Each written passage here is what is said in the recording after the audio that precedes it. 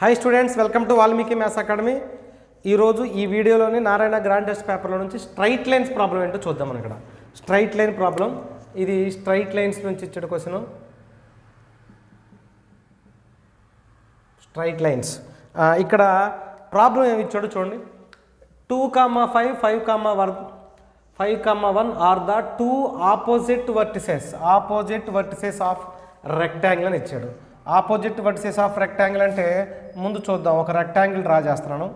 ఒక rectangle draw చేస్తే okay, ఇది రెక్టాంగిల్ అనుకుందాం. టూ ఆపోజిట్ వర్టిసెస్ అన్నట్టు. టూ ఆపోజిట్ వర్టిసెస్ అంటే ఫర్ ఎగ్జాంపుల్ ఇది 2,5 అయిందంటే ఇది 5,1 అనుకుందాం. ఇప్పుడు ఇది ఒక డయాగ్నల్ అనుకుందాం. ఇది కూడా ఒక డయాగ్నలే, అవునా? నెక్స్ట్ ఇంకేమి ఇచ్చాడు చూద్దాం ఒకసారి. Rectangle if the other two vertices are on the straight line అన్నాడు. అంటే ఏంటి?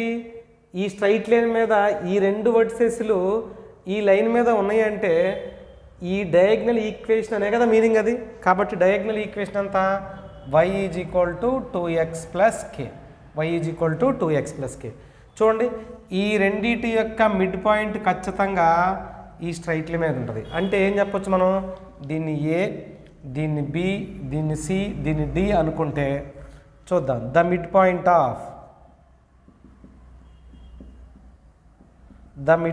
ఆఫ్ ఏసీ = 2 + 5 అంటే ఎంత అవుతుంది మనకి?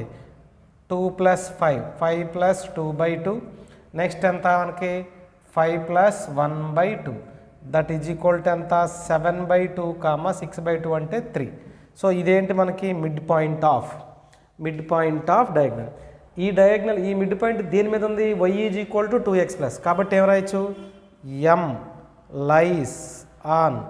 m lies on y = 2x + k. 2x + k. y అంటే ఎంత అవుతుంది మనకి?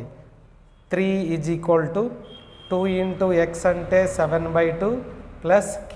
7/2 + k. రెండు క్యాన్సిల్ చేద్దాం. అంటే మనకి మిగిలింది ఎంత? 3 = 7 + k. So k = 3 - 7. k = -4. k = -4 is the answer. k = -4 ఎక్కడ ఉందో చూడండి. k = -4, 4th one is the correct one.